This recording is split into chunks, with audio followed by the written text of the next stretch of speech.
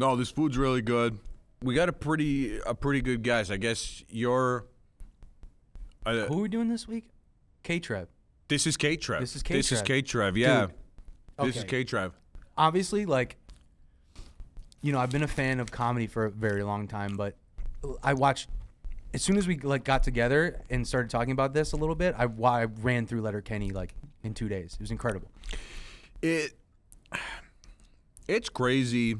I always had this thing growing up as a comedian, when I started, I considered being zero when I first started type of scenario.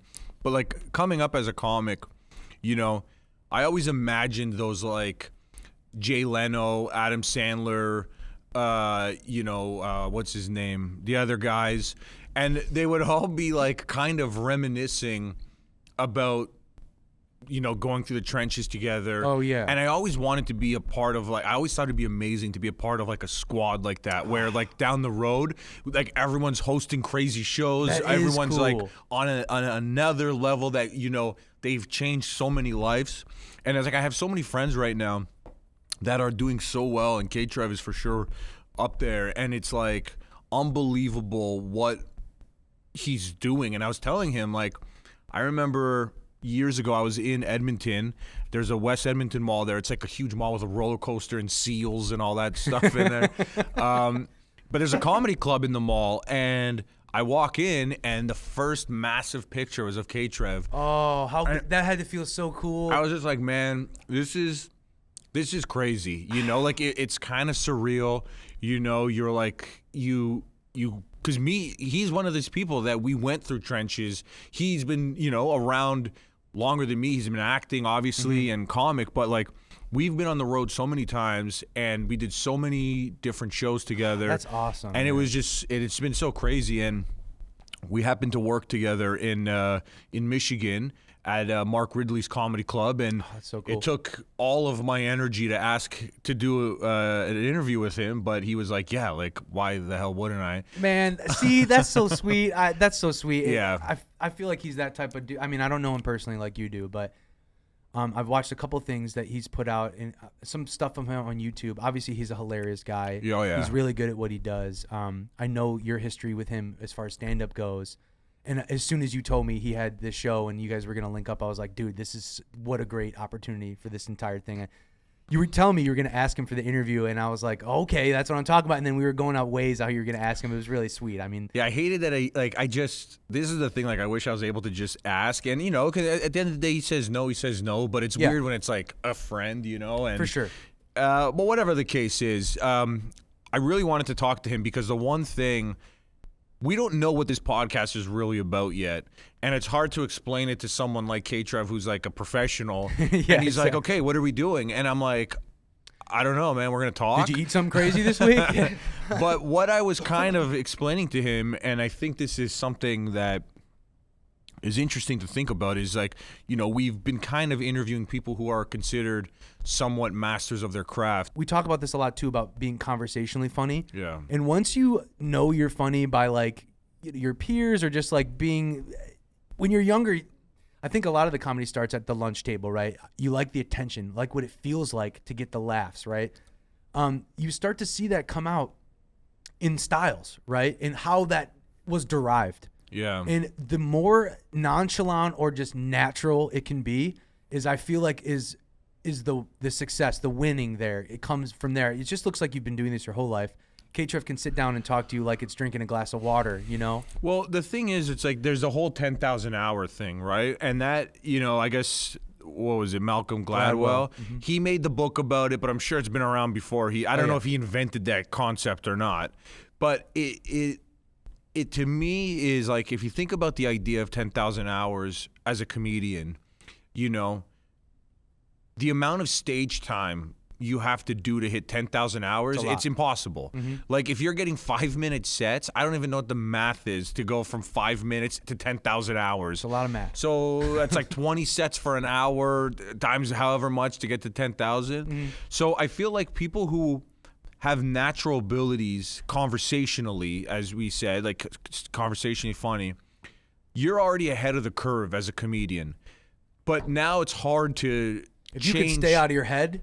But it's hard to change that from conversational to stage, but also still have that natural essence about you because you're now performing. You're not just talking. Yeah. Right? And like something that for me personally, I have like a very conversational style stand-up. My goal at all times is to make you forget that I'm doing stand-up. See, we were just talking about this. We were literally just talking about this before we set up. I was like, I want to be more natural. Like I want to even just, this is all a learning experience, right? We're taking this from the ground up, and it's an obviously beautiful, scary thing to hear yourself talk and see yourself on a camera and looking a certain way and whatever. Like, I've worked in TV before, but not to the point where I'm like talking about my life or what I do on camera. You know, it's always been through an instrument or some type of vessel. So as close as we can get to being natural and just talking about our lives, you kind of hit the nail on the head. I want the audience to forget that I'm a comedian. You know,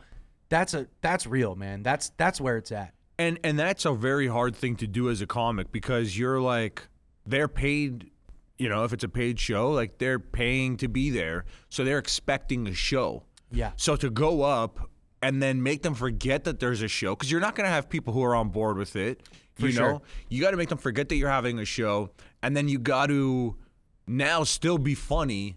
Yeah. In the sense of like, hey, you're not at a show, but you are, but you're laughing, but you don't even know why. Yeah, dude, it's creating the world without telling the world you're creating it. It's ripping their world down and and painting yours. And you know, someone like KTrev, you can tell he is someone who's always been a storyteller.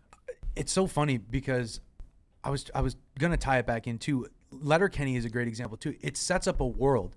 I get lost in that dialogue. I forget that I'm like, it almost feels like it's all around me. Yeah, you know what I mean? Yeah. It's like surround, because it's so much. It's so immersive in such a. I wonder if that was like a style choice because they do like kind of play with cameras. Yeah, you know, there's a couple shots I watched, and there's this one classic shot of them where they're all on a porch. It's like K-Trev, I forget the girl's name, and then the other guy. Yeah. Yeah. Yeah. And you could see like.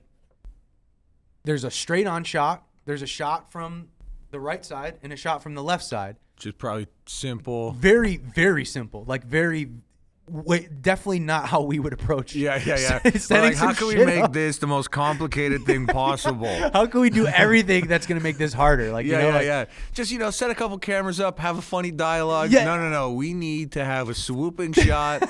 I got to bring in 2 drones. We're going to have a dog running in the background. Exactly. You could see it and I know it's not effortless. Anything that you do in this world takes work to get it done.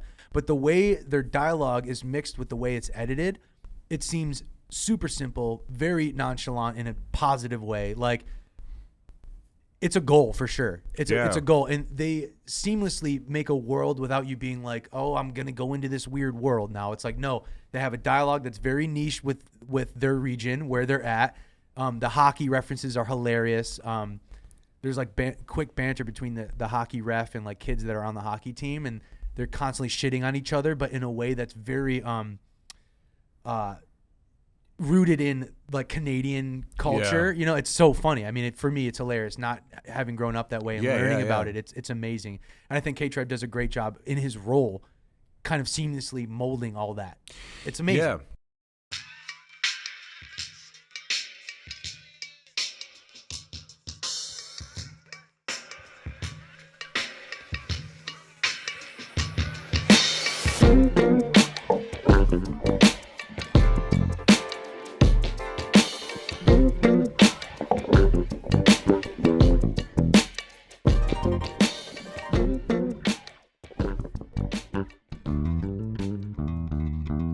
Well, look, we're here in a super classy hotel. We're filming, we're recording. I made sure to hit record here with the one and only K Trevor Wilson.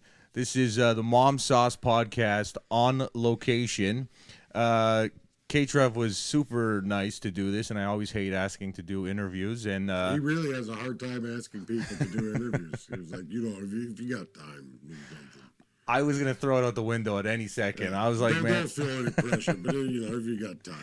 I'm super happy that you wanted to do this. Like, first of all, we're here in Michigan. Yep. We're doing Mark Ridley's Comedy Cast, so it's been a good weekend so far. Yeah, it's a sweet little club. This is like a pretty area. This is like, I feel like you were saying it looked like something out of John Hughes movie. Yeah. It does have that very like suburban feel to it. Lots of Christmas lights everywhere. Yeah, we saw Christmas lights on a Jeep. Yeah, that car was completely covered in white shiny lights, and I think you were right. There's no way that is street legal. I don't think you can drive that car around. At least at night. Like maybe in the day it would blend in a bit if it's because I've seen like those reflective paint jobs, which I don't know how those are legal either. So maybe Michigan is, as they say, the motor city, so they know what they're doing here with cars. I'm no scientician. No, trust me, me neither. I was gonna say we're here, we're having a good time. We were actually supposed to come here, I guess, right before the whole world shut down, and yeah, we were booked to be here in I guess 2020 or. It was probably early 20. It was probably from 2019, and the show was supposed to be 2020. Yeah. Yeah, and it was one of those gigs that we had to cancel. And it was funny because when I was talking to them about this gig, they were like, we were real excited years ago because we were going to get one of the guys from Letterkenny, but we can't remember who it was. And it was like, yeah, it was me. Yeah. It all comes around. Yeah.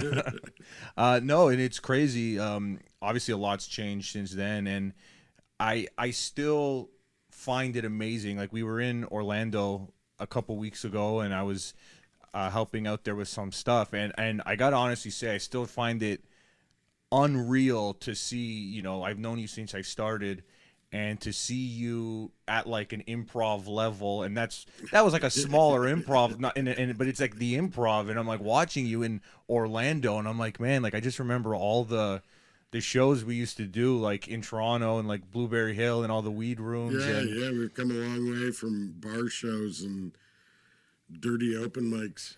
Did you get your drink ticket? Make sure. Yeah. No, make sure you get your drink ticket though, and if you don't want it, let us know because other people will take that spare drink ticket. You know what? I have not used my drink tickets yet. I had one coffee, so definitely make sure that someone gets them. But it really is unbelievable to see, you and I remember even going on the road with you. We used to do some tours out in Eastern Canada. I personally believe that you are one of the only people I've ever seen who has a bulletproof act. I don't think I've ever not seen you at least do okay, in all the time I've known you. And I think it has to do, my opinion, obviously not only being like a funny, likable person on stage, but it's the storytelling element. Like, did you always like when you started stand-up, were you doing stories or... No, I mean, and it's funny. I've talked about this a couple different times. That, and I don't know if I came up with this or someone else does, but it definitely is true. I feel like the first few years, anyone is doing stand up, they're doing an impression of what they think stand up should be. Yeah, like you're doing little bits of all the guys you came up watching or grew up watching, and you're like, yes, this is what stand up sounds like. And then after a few years of doing that, you figure out what your voice is. And yeah, my family, there's a lot of storytellers in my family. That's sort of what we do. We talk out our ass a lot. And I had this story that had happened, and it was like the story everybody wanted me to tell at parties. But when I tried to do it on stage, it always fell apart. Like it just did. You get a couple laughs, but it was like, man, this thing is so funny off stage, but I can't get it to work on stage. And then it just became like, well, now I have to figure out how to make this work. And it took me a year of just trial and error of putting it up there, then taking it apart, and then building it back up. And then I sort of like, okay, this is how you write stories for stand-up. And I sort of figured out at least the formula for me. You get your story, and then you figure out why are you telling the story? Like, what's the funny part of the story? Because that's obviously key. You got to keep that. And what are the important points of the story? Like, what gets you from point A to point B? What do you absolutely need to keep in this story to keep it this story? And then get rid of all the extra information, all the shit that isn't important. If it's not funny, and if it doesn't drive the story forward, get rid of it. Doesn't matter if it happened or not. Get it out of there. We're not worried about fact. We're worried about funny. Then once you have that, you start filling it in with jokes again. Okay. You start writing new funny stuff. You start, looking at what's the most ridiculous comparison you can make. What's your best use of simile? Well, something that, to just jump in for a second, something that always pops in my head, and I don't even know if I know what it is, but it was an old story you used to do about your apartment or someone's apartment on fire, and the cat kept running under the credenza, or, and like that to me is such a funny word. And then it's like you're visually painting a picture of like you chasing the cat, trying to help the cat. And then obviously the credenza is just a funny word, where if you would have said ottoman or chair, like that wouldn't have got a laugh. Yeah. Right? So is the credenza like off the top, or was that something that came in through the later, if you even remember that process?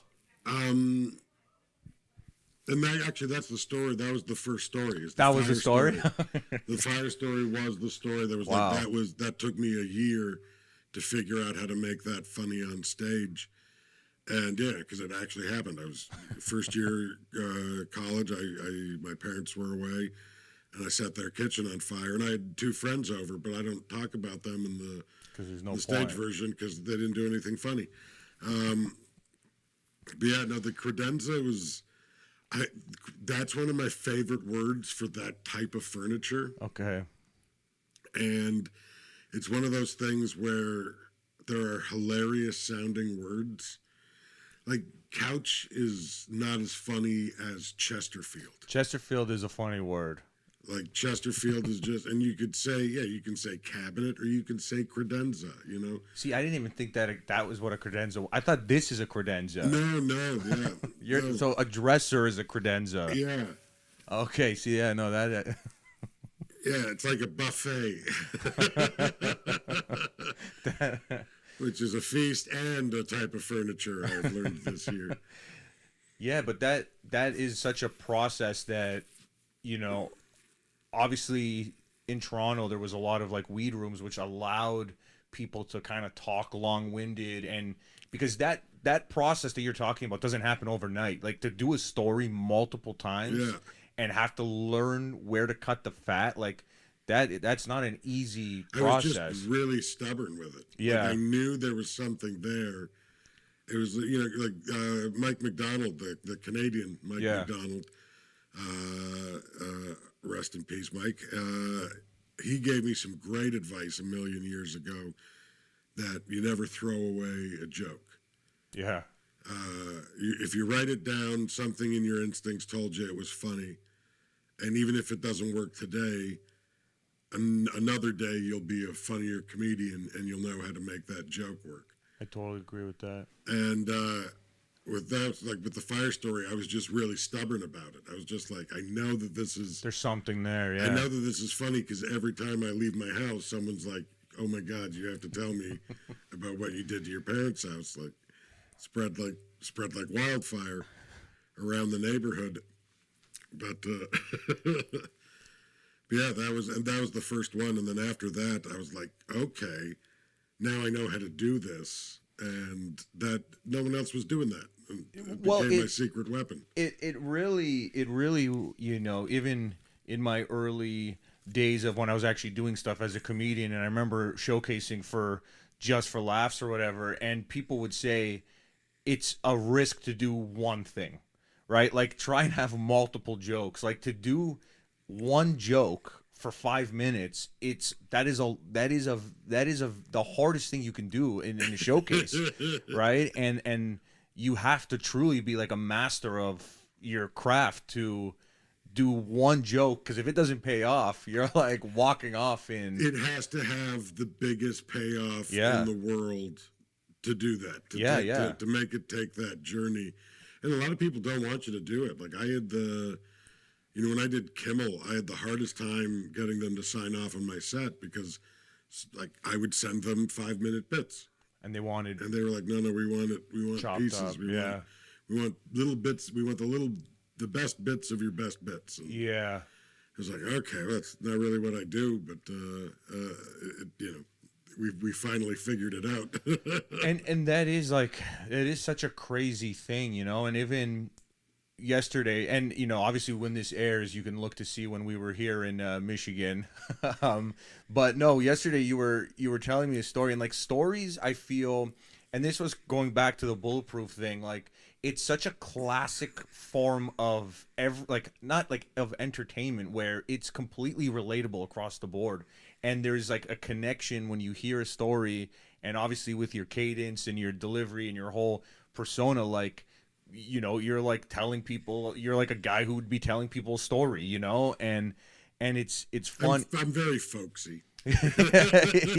But it's like when you imagine, like if I were to like imagine someone telling me a story, it'd be like you, like on it's. Yeah, no, I mean, I look healthy but seasoned. Yeah, you've seen some stuff. You look at me and it's like, he's not in the best shape, but he also doesn't look unfortunate. So no, and he's rosy cheeked. I think we can trust him. Yeah, he has some insight. He probably knows the easiest route to somewhere. Yeah, and that is an instant likability.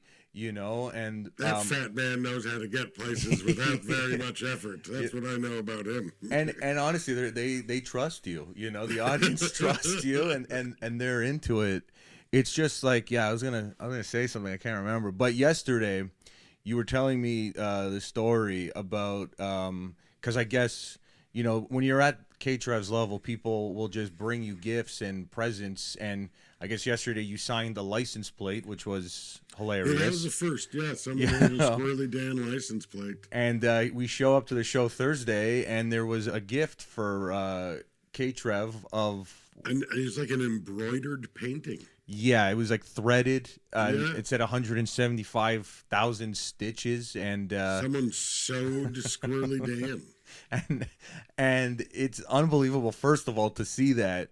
But you ended up telling me a story because we were talking about how you're traveling, and you were telling me a story about when you were in Calgary, and I just today when I was like doing some stuff, I was just laughing, picturing this story. If you want to kind of end off on this, if you do the Calgary Festival, what they do is they have like a swearing in ceremony where the people from Calgary tourism come down and they swear you in as an official Calgarian, and it's the white hat ceremony, they call it, and and they bring you the white Calgary cowboy hat, and you wear it on your head, and you have to repeat an oath to Calgary or something like that, and end it with a yeehaw, and it's very cute and it's very nice, and you get a free hat, but it's one of those gifts where they've now gifted you a problem to solve. Now you have to figure out how to get this thing that you weren't planning on coming home with. Because Calgary hats aren't foldable. Cowboy hats. Like this is a proper ass fucking like cowboy hat. This is a good solid cowboy hat, and I didn't have room in my luggage. I traveled light for this one. I think I brought a carry-on. Like I just had the little roller wheel in my backpack, so there was no way it was fitting in my bag. I wasn't expecting a 10-gallon hat, and so I had no other choice but to wear it on the plane back to Toronto. And this is the part I was telling you. When you're in Calgary, it's fine. Yeah, just everybody has a big guy hat. Walking around with a huge cowboy hat. Me with a white cowboy hat in Calgary, I am blending in. I am amongst my people there. The moment you get off that plane in Toronto, you were just the asshole in a cowboy hat. Yeah, people are like, man, this guy, first of all, have you ever worn a cowboy hat? I mean, I've worn one, sure. In public for that amount of time? Maybe you took it off. Did you take it off on the plane? sometimes, yeah. Like I didn't just leave it on there the whole time, but he was like, "What are those things? Where else was I going to put it?" No. And it's because that's a bold fashion choice, and like. No, I've had to wear cowboy hats before because struggling comic days, I would do like promotions. So I've been hired to be a cowboy at corporate events over the years.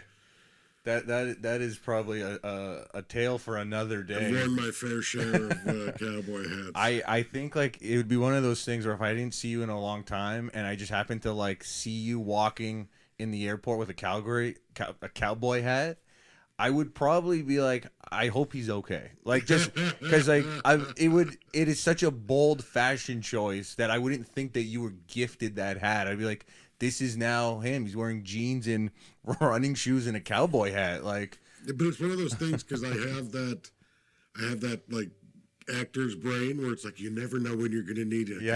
No. And if it's like a legit, like I don't think cowboy equipment's cheap. No, good proper stuff is real expensive. Yeah. Proper made hats. Well, you know what? We did it. Proper made hats. That's what we're going to go out on. Proper made hats. Let's all just imagine KTrev wearing a cowboy hat, walking around the airport. I hope all the audio's recording. And that's it. KTrev, thank you very much. Thanks for having me, bud. I'm happy that we did this, and I'm sorry for putting you out, but it's okay. It's okay. I got to stop apologizing for interviews, but no, we're good. Very Canadian of him. Thank you.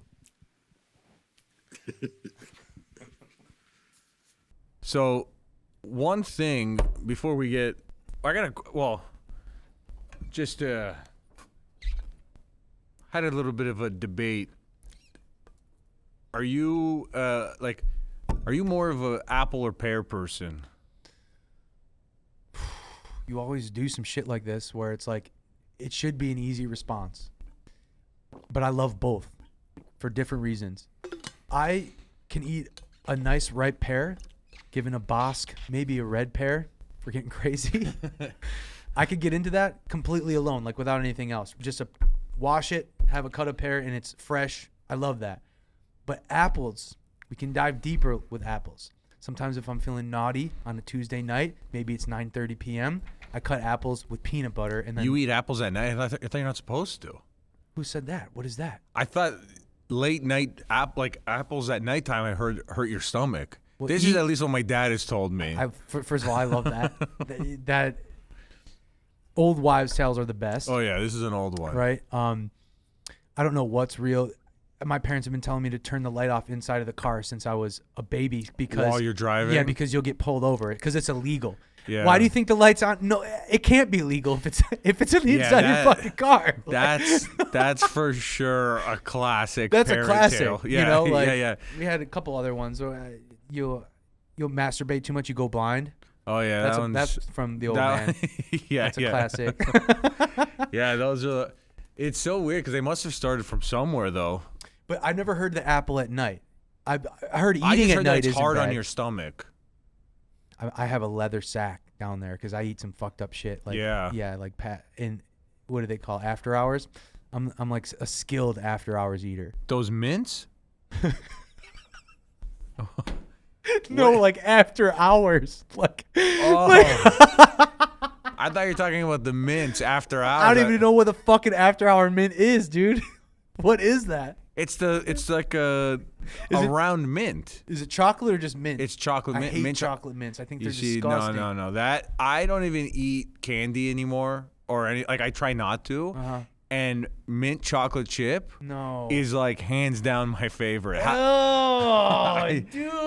I don't even understand how you cannot like that. Ew, that is some old people. Mint chocolate chip? Even as a kid, I loved mint chocolate chip. Mark, everyone in the entire world knows that that's the flavor every weird kid gets, every homeschooled kid gets, every kid who's doesn't have an older brother. Every kid who doesn't have someone chip? Every kid that doesn't have someone to tell them what the fuck is up, man, is eating mint chocolate chip. They're eating Thin Mints. They're eating Junior Mints. These are mint all my chocolate favorite. Chip. That's crazy. So that's what an after 8 is, or is it after 8 hours? Or after hours? Or maybe it's called after 8. I would never even choose to Have investigate. you ever heard of Pep? Pep? It's like a Pep. It's like a big mint chocolate chip disc. Ugh. But what is, I don't know. You talking about a York peppermint patty? Yeah, but a big one. That's so nasty. Okay, but wait a second. Like, are you serious? Yeah, but Mark, it's like a chocolate cigarette or something. It's like Mint? I don't even understand how people couldn't like mint chocolate chip. so disgusting to me. What would be your your ice cream then of like chocolate? Yeah, like a normal human. Hey, excuse me, mate. You're on this fucking yellow line, don't ya? What yellow line?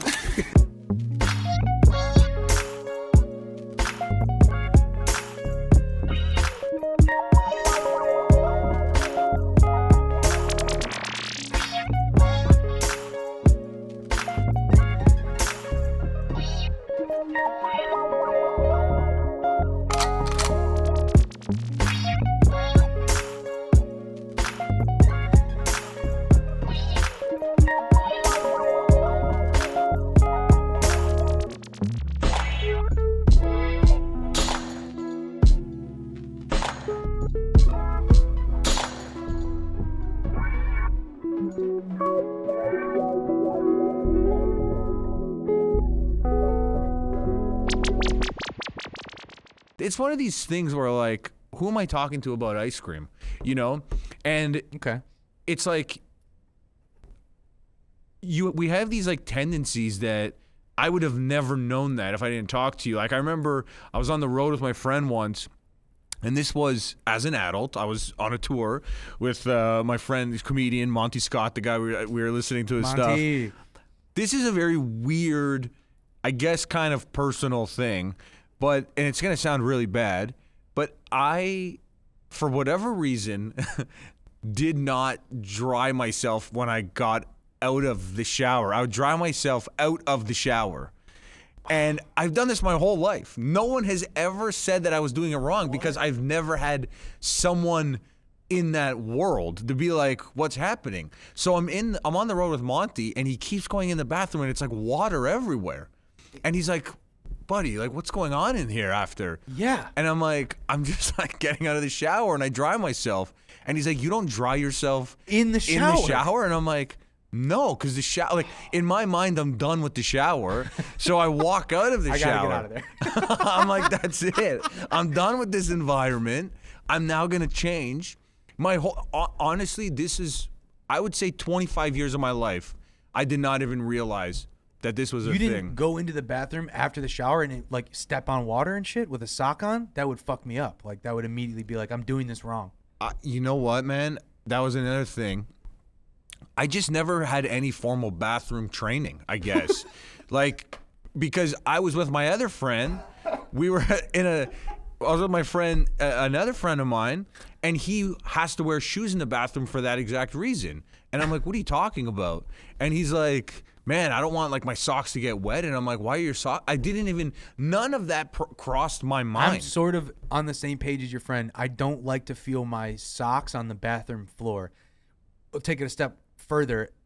If there's a bathroom carpet or rug, Yeah. I feel like I'm safer on it for some sure. reason. Yeah, yeah. I'm not. It's just as dirty as the floor right For fucking sure. next to it that everyone stands next to. But there's no way in hell my body's not getting dry before I get out of the shower. You see, this is like I can't this is even like see it. this is like if I obviously haven't had my midlife crisis yet, but I found that thing out in the last 10 to 15 years. So many times that I've literally washed my hands and dried and had got a sprinkle of water on the floor, and I'll go back 10 minutes later, step in that water and be like, And that's it. what the fuck is happening? Like, there should be no way. The reason why any liquid on the floor is terrible in the bathroom, and this should be an obvious thing, is it's just going to be assumed that it's piss. For sure, yeah. With no, off rip. there can't be anything, the bathroom Liquid needs on to the be floor in clean. the bathroom Yeah, is yeah. pee. Even Yeah, if it's yeah. water, it's pee, dude. It's going to be a problem. That's hilarious. No, I honestly did not know that because I think about this stuff like the shower thing, even like there's nothing, I don't think. As soon as you apparently- said that, this is what I thought of. Getting a pair of socks and a pair of shoes, putting a sock on my right foot and then my right shoe on while my left foot is still barefoot. That's what it made me feel like. Those two things you said, mint chocolate chip and getting out of the shower to dry. Dude, you know who gets out of the shower to dry?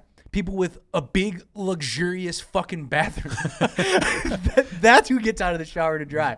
Why? But okay, so do you ever do you have a towel on the ground? Yes. So Yep. when did you learn to dry yourself in the shower? Because who would have taught you that? When you step out of the shower and your atmosphere is now ruined. So that was like a fight or flight, like Yeah, you that's evolved. Yeah, the other thing is too, like, God, I don't know. I hope I don't get in trouble for saying this. I don't know if this is an Italian or Sicilian thing or just a my family thing. When I was a baby, like before speaking words, my dad would take me into the shower with him to take a shower. Like lift me up to take a shower. I was a baby, right? And I remember there's pictures of us. My mom took pictures of us with a towel around both of us. Haha, big smiles. We're both naked in a bathroom. We shouldn't, whatever. Yeah. It shouldn't be a normal thing. It was normal growing up, right? Yeah. My dad's going to watch us and be like, there's a beer, I was giving you a shower. What do you mean you were a fucking baby? What are you talking about? But from that, I do have memories of like, this is going to sound terrible, but just watching my dad come in and out of the bathroom. And sometimes he'd pull that flex of like, I'm the man of this house by like using the bathroom however he wanted to use it. So like he'd be taking a shit with the newspaper and be like, "Yo, get over here." And I'm like, "What the fuck?" Like, and then it'd be normal for me to be kind of like hanging out there while he's taking a shit. Or he'd be drying off and he'd be like, "Hey, grab my thing and bring it in here." So inevitably I got to go in there and bring it. He's butt naked, drying off, right?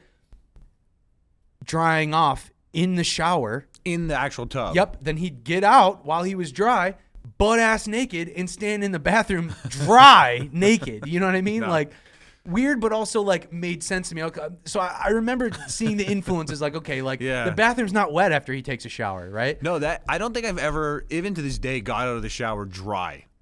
What? Like, I'm like... How is that working for you? I don't know. Is there a towel down on your bathroom floor? I do put a towel on the floor. God, bro. No, I do put a towel on the floor. Chaos. You know what I'm saying? Like, holy fuck. I do put a towel on the floor, but like, I'm not 100% dry out of the shower. Like, I'm like... Your hair is not going to be 100% dry. There's going to be crevices that probably aren't 100% dry. You do the crevices, on the towel. That's okay. Everyone, everyone has their own crevice experience. But his legs, big body, back, chest. I'll tell you, I don't think I dry my back. Ever? I do not think I dry. Oh my God, dude, I'm gonna get sick. You're joking? You put a t-shirt on with a wet back? I can't even understand that. Is that for real, dude? I don't know now. Shut up, dude. No, I'm dead ass right now. I can't deal with that. Like, I almost walk out of the shower and just live life. Bro, this is crazy, dude. I'm like gone. I'm what the fuck is that? I'm just done with it. I throw in the towel. Literally. Okay, wait a sec. On drying myself. Oh my God, I literally have a stomach ache. So the idea of putting on a t-shirt with a wet back is fucked, man. It's so fucked. It's clinical. Like, you know what I mean? Like, you should talk to someone about that. You're okay with your shirt being wet. Not only just the shirt being wet, but the way it feels to have a big piece of skin with a wet shirt on it. I don't even think about it. Oh. Like, I honestly, like, I just don't know when I would have learned that. Like, to not... I'm so distracted. How are we going to talk about how our weeks were now? Like, this can't. But oh my God, dude. But no, like, how do you, like, these things are like. I'm going to quote you. I don't even think I dry my back. I'm like, what the fuck, bro? Well, it's like. That's wild. I cannot. You got nothing, dude. I cannot confirm or deny that I have a dry back. If we were famous and this was a conversation and we had like, numerous comments on YouTube and just shit to scroll through, I guarantee you, mint chocolate chip, drying inside the shower, and one step further with the wet back, I'm winning every one of those. Like, as far as comments go, dude, it's over. That's insane. This is why we're doing this, because I need to learn how to be a part of society, clearly. Like, do you know, recently I had to Google how to use a thermostat. I watched a 10-minute video on how to set a thermostat. Yeah. And And I've talked to you about this before, and it's like, do you understand the different functions of the thermostat? If you're from Buffalo, you need to understand the different functions of a thermostat. So you know what the on and auto is? Oh my God, yeah. Auto is for when you set the temperature for a temperature that you are comfortable with being at all time. If you live here, there is no such thing. It's freezing cold some days. Sometimes I'm too warm when it's cold outside. It's the weirdest thing. I never have my thermostat on auto. I'm always never. Not in my apartment here. I'm always changing it to my liking depending how. So you have it on? I have it on. Okay, well now this is what I've learned. There's a difference between on and hold. Yes. Do you know the difference? Well, I recently found out. I wanted to hear you. I want to hear you say the difference. When I first moved here, first of all, I've told you my heat is electric, which is a disaster because it's not radiator.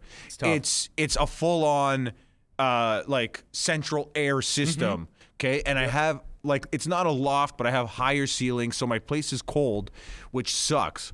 And when I first moved here, it was obviously cold. I've never had to pay for my utilities on top of my rent before. This is the first time in my life, anywhere I've ever lived, utilities has always been included. Wow. So I'm like, oh, okay, I just put the heat on.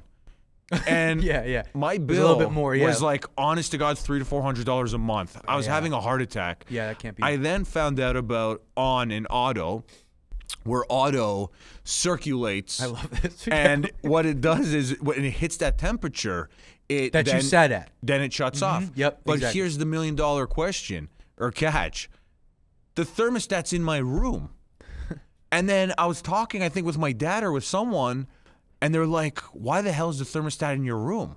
It should be in the biggest area. Open room. Yeah. So now I'm never going to have proper temperature. So until this year, I had it on hold. Okay. I had it on hold. And then I'm like, you know what? I'm like, there's something wrong. I got to watch a video. So I went down a thermostat rabbit hole and I watched like a bunch of different videos because there's only 5 buttons on there, but it's terrifying because you don't know if you screwed up until the end of the month. Right? Some people have compared the thermostat to a trumpet. It's like, because a lot of those buttons do a couple different things if you touch them differently or hold them longer.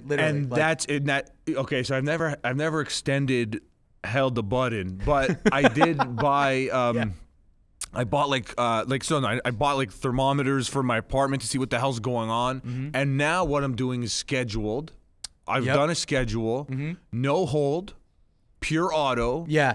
And it's on hold, and I've set it to change in the morning. That's the thing. Depending on because your thing is electric, auto could be tough. Because if you are cold all the time, you're going to get a big bill if it's on auto because it's just going to be pumping until it gets to that temperature and then. But I think that's why the thermostat has to be in my room because I don't know if that was a planned thing or they just didn't know what they were doing and they put it in my room. Because if it was in the main room, it would. I don't even know. That's the thing. Yeah. But it is cold in that main room too. I've been in there. We've been in there. I feel like the wall is held up with newspaper and probably a dead squirrel. Oh my God. But yeah, no, it's like, how do you learn this stuff? You know, like where the hell are we supposed to? I had this conversation. I got in this weird conversation with my dad recently because he'll shit on me every time I spend money a way that to him seems like flagrant or just like I'll bring home a bunch of food from in my car. I brought home a bunch of food from that deli we ate from today. Shout out to Louis. Oh yeah, no, I was gonna actually mention this actually because I was gonna have some of this. Deli out in what's it called, Louis? Yeah, Louis Deli, Louis Import Store out on Main and Transit. No, this is on really the suburbs good. there. The food is fucking banging. But I was bringing him some stuff, and I'll bring home pizzas or stromboli or something, and he'll be like, oh, every time I do, we got an aristocrat. Look, he's an aristocrat here. You just spend your money like how you want to spend it. Oh, I'm like, Dad, this is for us. This is it's a meal for us, But his big thing with that is always poking fun at me for. I lost it. I literally lost the main thing we just started talking about. What? Are you in the story? Is this your dad right now? No, it's not. Are you the import store? Why did I talk about? What was the whole point of talking about bringing him food? For ripping on me for spending money in weird ways. Because of the heat. Bro, I didn't even get high. I don't. This, I'm assuming this has to do with, you were talking about your dad says. Didn't you say something before that? No, I didn't say anything. You were going to eat this. No, you started talking about how the food. He makes fun of me for spending money for things. Like, yeah. He calls me an aristocrat. I'll bring home the food. There was a point. There was a whole topic before that, which is going to be hilarious now. Oh, God. Welcome to the Mom's House podcast. But, so what? He makes fun of you for being an aristocrat? Yeah, so, like, it's kind of like this old school mentality. I think we were talking about your heat. I think this is what we were talking about, and, like, spending money. Like, how heat is a luxury, really. Like, we were talking about that, yeah. So my dad kind of is, like, the king of, like, making that a world. You know, like, nothing was this expensive. I can't believe you guys spend money on doing this. Why would you waste your time with this when you could do this? Blah, blah, blah. Oh, yeah. And I'll bring home a meal for both of us, and it's like now I'm some big shot who's got a paycheck or something. Look at the, yeah, exactly. Well, look at the king here, the king of the castle. Yeah, I was at the record shop out on Transit, and I stopped as like a part of my week this week is like honestly a highlight when I can get out there to get some of this food. They make this cornstarch pizza, it's Sicilian, like handmade. It's unreal, dude. Pasta fagioli too. Everything from there is banging. Oh, really good.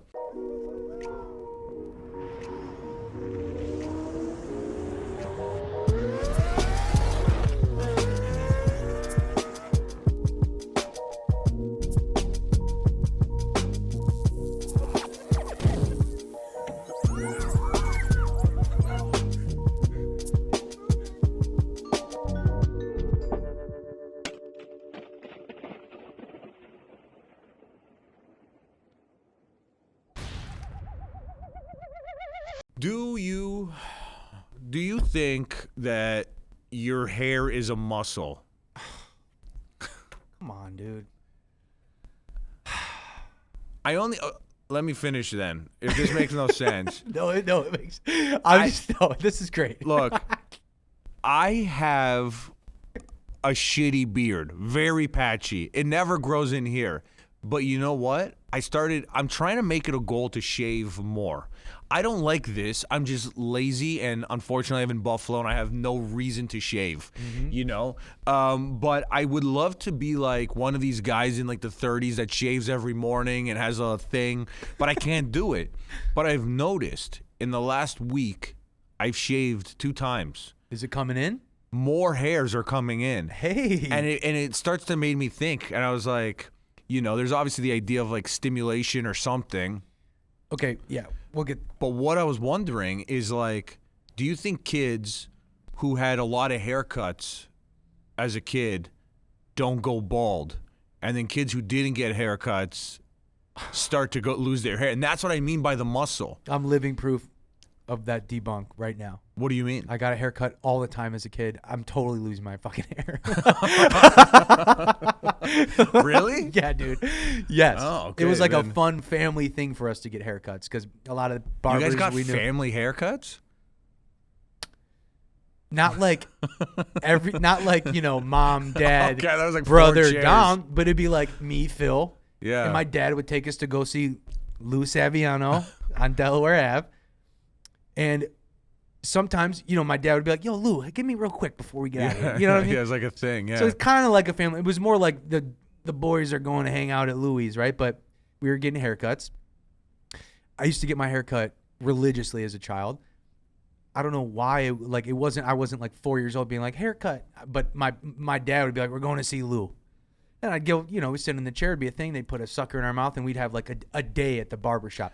I know for a fact that that's not a real thing. So that's not. Sorry. It's not a Yes. muscle. No, it is not a muscle. No. Well, okay, and it's funny that you've actually. I've wondered something that hopefully you could help with. Here we go. Why do the barbers in Buffalo not face the mirror? And you've said that you've actually talked to your dad about this. No, I talked to the barber where we go and get our haircut. You actually talked to the barber about this needs pretense. Yeah, dude. Mark needed a haircut in Buffalo pretty recently. Yes. I've been going to the same barber since I was not joking, like 11, 12 years old. I gave him the info to this dude. This is not Lou Saviano. I would see before 11 and 12, like baby style. Time or age? Age. Oh, I thought you had like multiple barbers throughout the day. I've had yeah, we go a couple different barbers. You go to the older guy in the morning. He's more aware in the a.m. I get the shave from Louie at 9 a.m. and then I get the fade from Nick. I was like, around I 2. don't Yeah. know what your schedule is out here. You could be shaking and baking. When I was like a baby from the ages of 0 to like 11, I'd go with my pops to this place, Lou Saviano's, Louie the barber.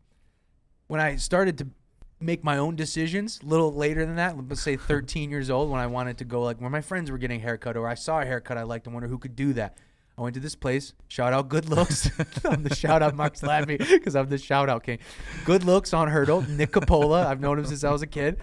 And Mark needed a haircut. Make a long story short, Mark needed a haircut. So I go, I'll give you my buddy's number. Nick, hit him up. Someone in the shop will be able to cut you. Let me just add a pause in this story because before we even got to that point, I got one haircut in Buffalo. Oh, yes. And I have a guy that I've always gone to in Toronto. Okay. Okay, first of all, my cousins cut my hair most of my life. Then okay, here's what happened. When I was a kid. It's one of these mint chocolate chip things. Yeah, when I was a kid, I had a barber that was down the street. Very weird because I always was like impressed that he had a Mustang. He had this red Mustang in the parking lot. American Muscle, baby. And then I remember like a couple years ago, my mom told me that it wasn't even his. He would lie to me as a kid. And I was like, what? And she's like, yeah, like his name was Dominic. He's like, yeah. Yeah, she was like, Dominic, that wasn't his Mustang. That was from the tanning salon next door. And he would just like entertain me. Yeah. And then I guess that I tried to get a job there as like, I was like 7 years old. And I'm like, let me sweep the hair. And then they're like, we don't need it. They were like laughing around or whatever. And then they shut down. And then he called me and he wanted me to go get my hair cut in his basement. And I'm like, I can't do this, man. You know, like I don't have this relationship with you. Like, I'm sorry. You lied to me about the Mustang. I can't come in your house. So I then went to, my cousin was cutting my hair for most of my life, and then I found this guy. He's in Toronto. He's this Greek guy, and he's been cutting my hair like to the point where if I had the ability to go on a tour with a bus, I would take him with you. I would be like, look, man, what is it going to cost to bring Leonidas with me? Okay, His name's Leonidas? Leonidas, yes. He is, because I don't have curly hair. But I did have curlier hair before my hair went gray. You have nice, full, thick so hair, though. it grows in directions. Mm-hmm. So he knows how to cut my hair. He always has. Even when I was living in Los Angeles, I would almost wait to come back to get him to cut my hair. And then I found someone out there that knew what he was doing. He's good. I had one person cut my hair here. And I'm not going to lie to you. This was like, I was looking, I did what anyone would do. This is before Good Looks and Nick Before Capola. Good Looks, All right, yes. Let's state that, yeah. So this was before Good Looks. This was before you got involved in this part of my life. I'm doing what anyone would do, and I started looking up reviews. And I found a place in Buffalo, and I went in there based on the reviews, and I don't know how to say this without even sounding ignorant. Mm-hmm. I was one of two white guys in this place. Okay. The only other white guy was the guy who cut my hair. Okay. Okay. You don't sound ignorant. This is just an observation But that you noticed when you walked I in. don't have just straight normal white guy hair.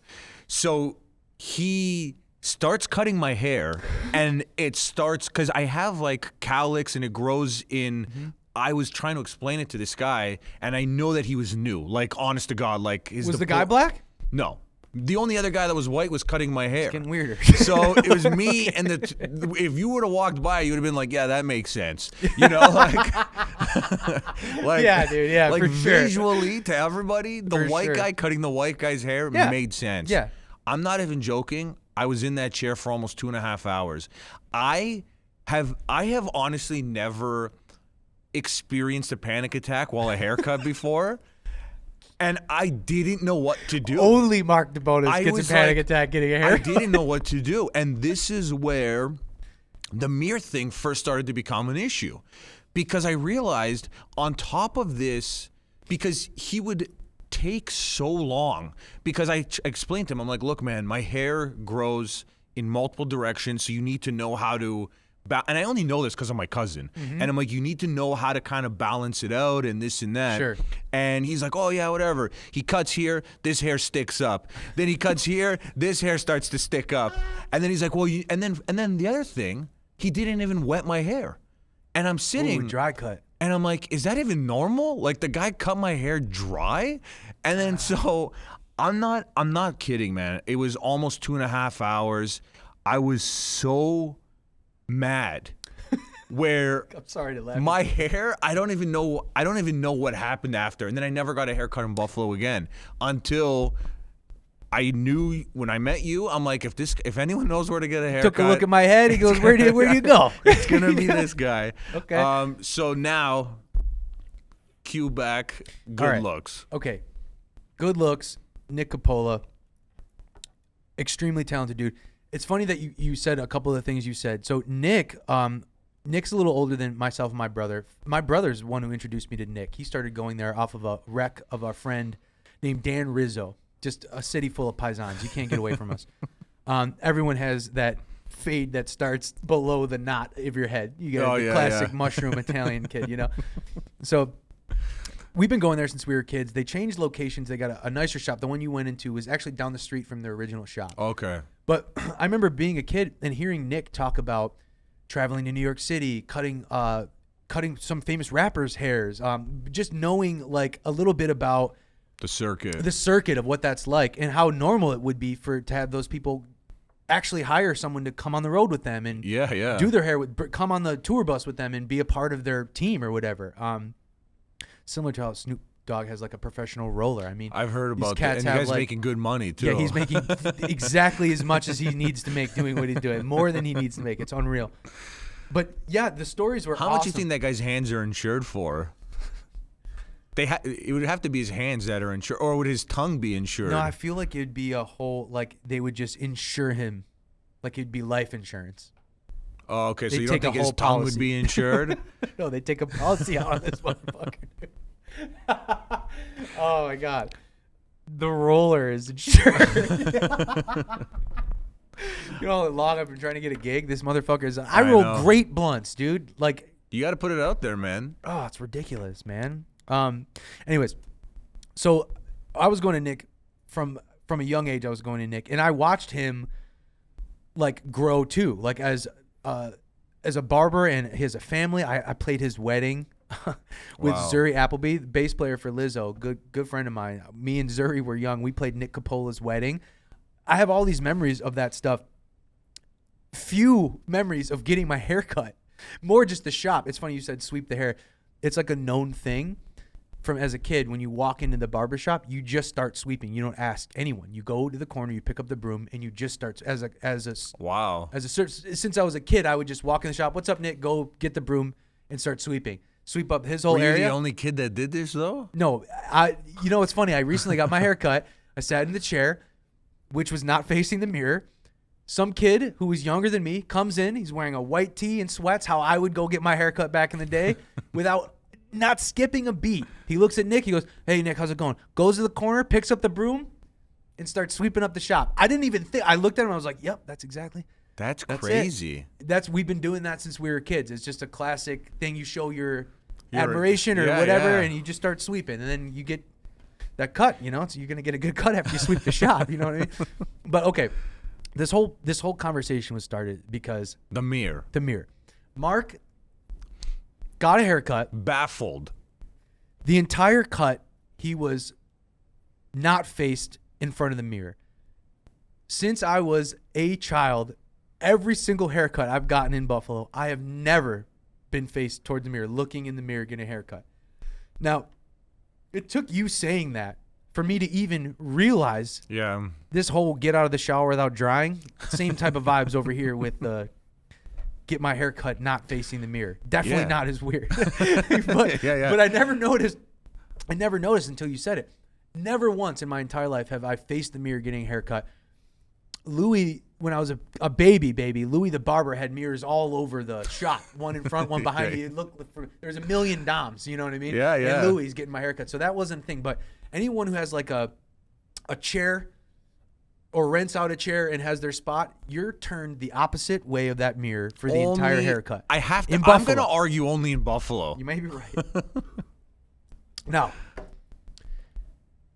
it took me a minute to grab my balls and ask Nick this question because I'm very curious to know. Because it is something where you don't want to offend like the way this has been done for a long time. I have a theory on what I think it is. Clearly, I know your theory is probably going to be right, but clearly it's a thing where it's been happening to me for so long that I didn't even notice. For me to ask is kind of like, whoa, let's see, what do you? Yeah, did what do you you? say why are you that asking? I said something? No, I kept it. Okay, because I got an appointment there next No, week. Yeah. no, I did this right.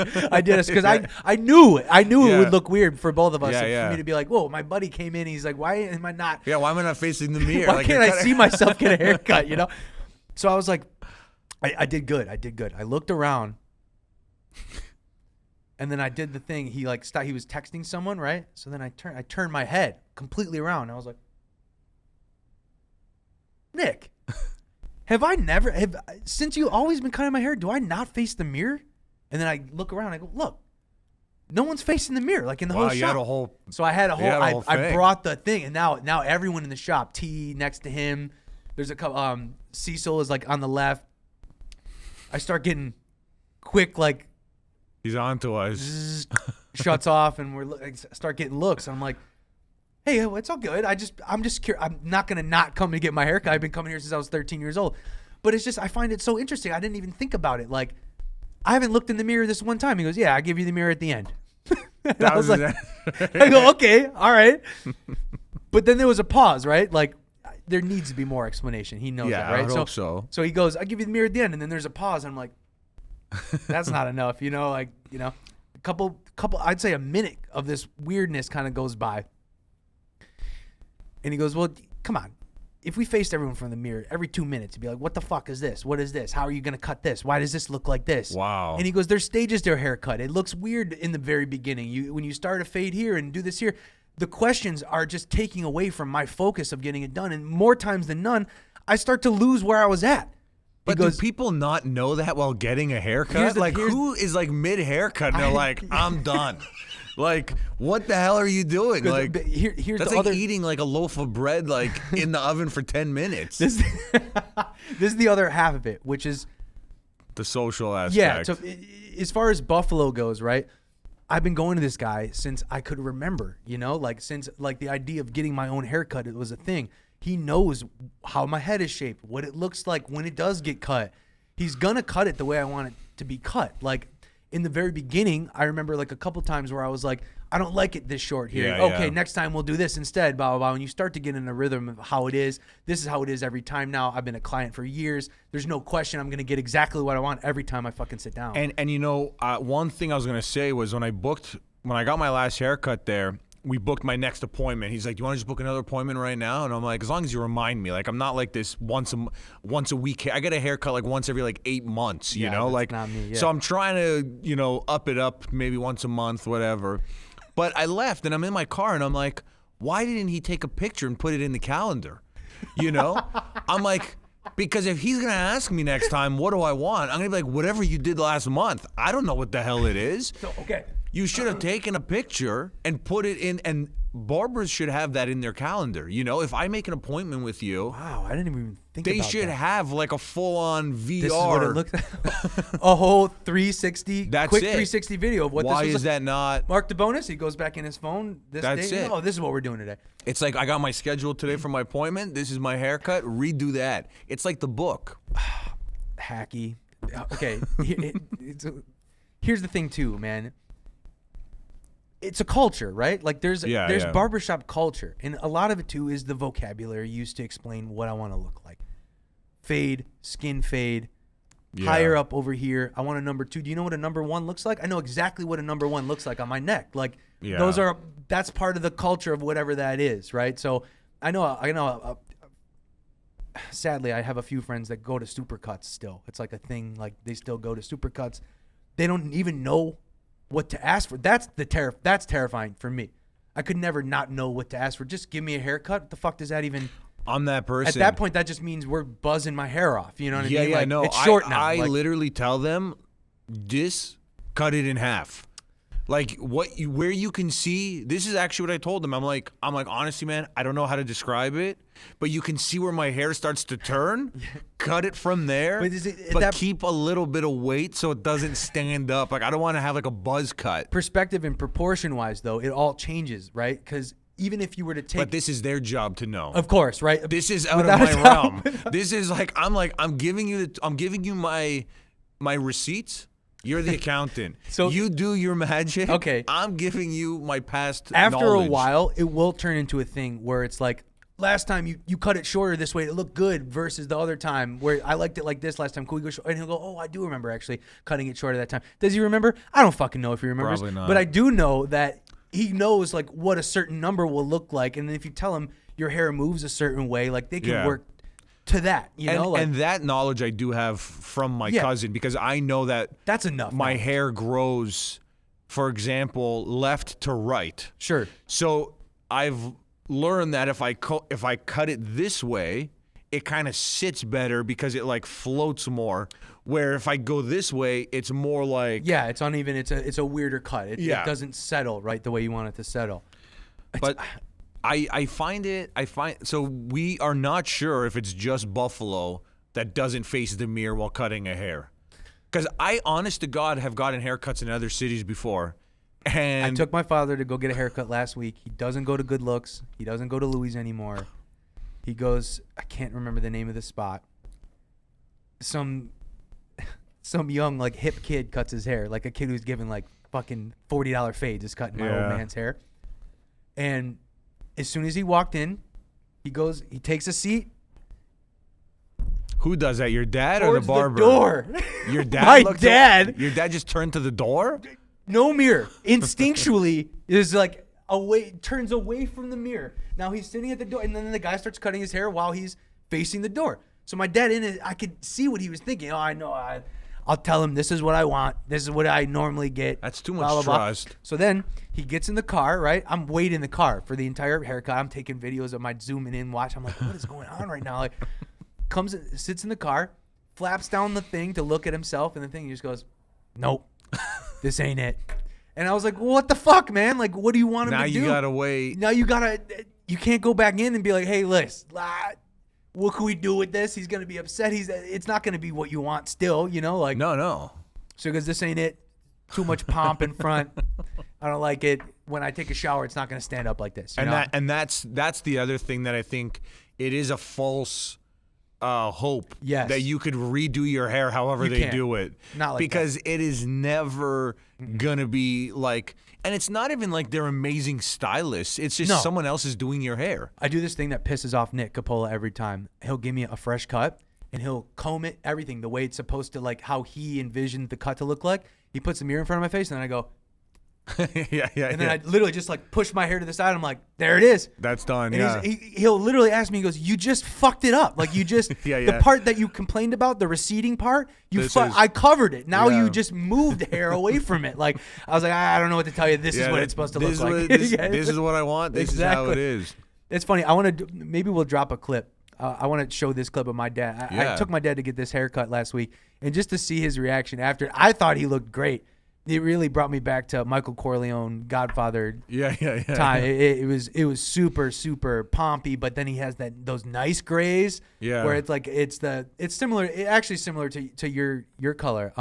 But the way it's combed, it's completely combed back with just enough volume right here. Yeah, I could never pull it off. It could never be a thing that happens with me, but. It was gorgeous. The best word is gorgeous. He looked gorgeous. Yeah, As soon as he looked at it, you could tell in the video like that I took. He's like, I look like my father, I'm like, you do. You look like Grandpa. It was wild, but you could tell immediately.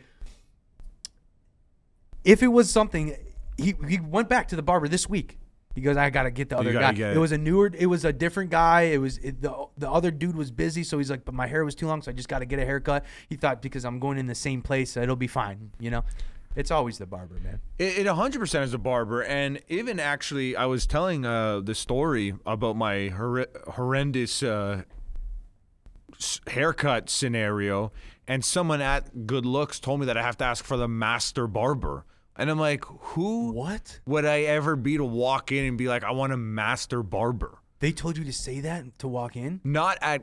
They said if I go to a place, ask for the master barber. Oh, the head, like I guess that's what they call like the Nick's like the head barber, the master barber. It's yeah. just his shop. That's why. What do you mean? The fucking owner? Yeah. If the owner's here cutting hair, that's kind of who I want to get my hair cut. The owner should cut everyone's hair the first time. Like literally, when you go, if you don't have a specific connection, the owner should be like, "It's your first time. I'm gonna cut your hair. This is how we and do it then here." you spread out from there. Like, But see, you know the culture though. It's like those dudes rent chairs out, right? So they have their own like, clientele that's the difference. outside If of you're the, going there to. What's awesome about Good Looks, though, I will say, is the history there does go back quite a ways. Those dudes have been working together for a long time. I've been getting made fun of by those guys since I was literally 13, 14 That's crazy. years old. Like, yeah. really, really fun guys to be around as far as like shop culture goes. You can talk about anything. They've helped me find people to plow my driveway. I found people to put their Christmas lights up. You know what I mean? Wow, it's a classic. Tia, the barber who works next to Nick, when I lived in New York City, I went downtown. I went to Katz's Deli one time. I'd sometimes go there when I was feeling like a big shot. And I'd go up to the front, Bob. I look to my right. It's fucking T from Good Look. Dom, what the fuck? I go, you're at Katz's? What are you doing? This is what we do, Bob. I set a table from him and his family. We ate, laughed. It was hilarious, dude. Like that's a connection. And that's the thing. I just don't have those connections. Yeah, it's growing up in a place like this, growing Yeah. up Italian in a place like this, you'll get those. No, You'll get and those. Everybody's I your get it. cousin, you know? Like